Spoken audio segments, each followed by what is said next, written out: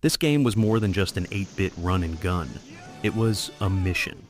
Based on one of the most iconic toy and cartoon franchises of the 80s, G.I. Joe on the original Nintendo took the fight to Cobra in pixel-perfect action. But how well do you really know this game? Today we're taking a deep dive into the history of G.I. Joe for the Nintendo Entertainment System. From hidden development facts to its lesser-known sequels, to its ties to the arcade and beyond. Don't forget to like, subscribe, turn on notifications, and comment below your memories of G.I. Joe or what game you'd like us to cover next. Let's gear up and jump in. Released in 1991, G.I. Joe, a real American hero, was developed by Kid, Kindle Imagine Develop, and published by Taxon.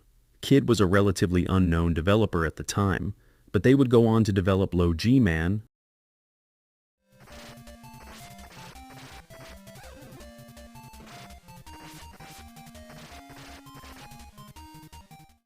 Barai Fighter,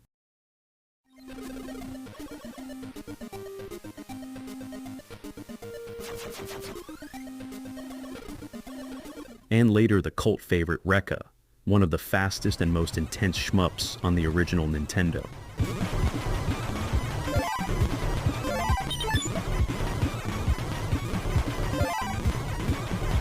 Unlike many other licensed games of the time, G.I. Joe on the original Nintendo was surprisingly solid. It was a 2D side-scrolling action platformer with tactical elements.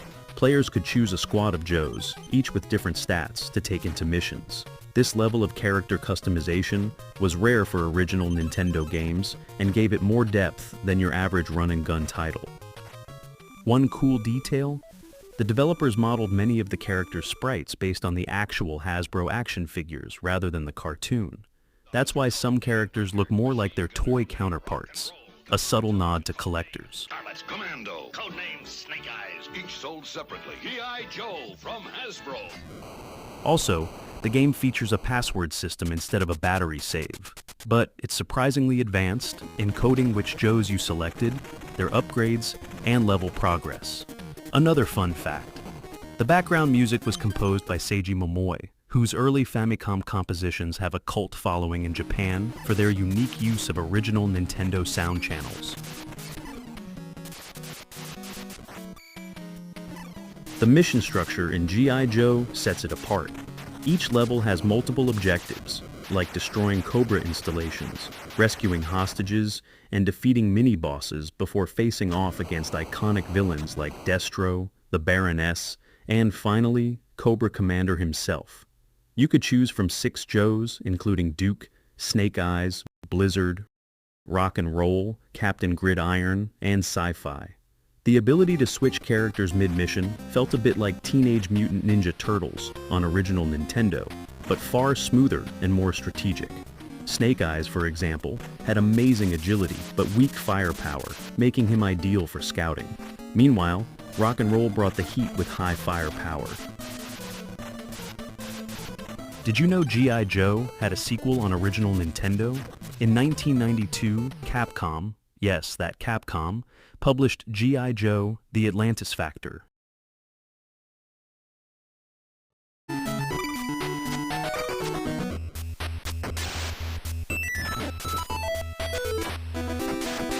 Developed again by Kid, the gameplay shifted to a more linear Mega Man-style progression system.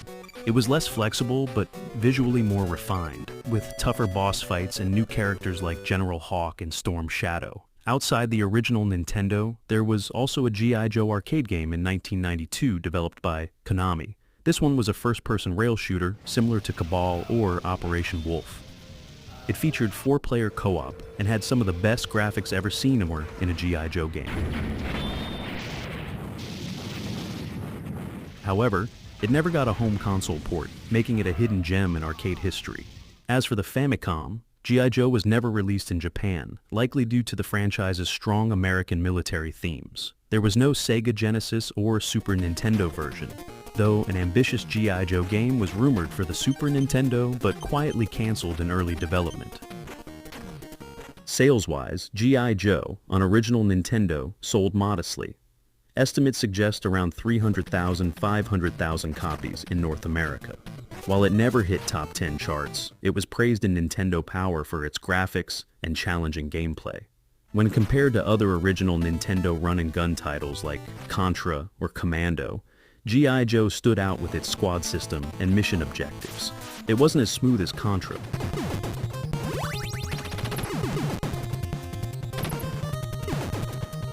but it had more depth. More recent titles like Broforce echo similar squad mechanics, where different characters offer unique playstyles.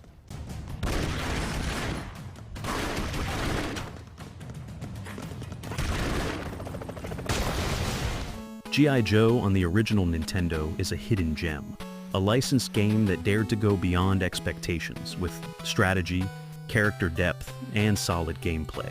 Whether you were switching between Duke and Snake Eyes or battling your way through Cobra's bases, it was a standout title in a crowded original Nintendo library. What are your memories with G.I. Joe on original Nintendo? Did you ever beat Cobra Commander? Comment below and let us know, and tell us what retro game you want us to cover next.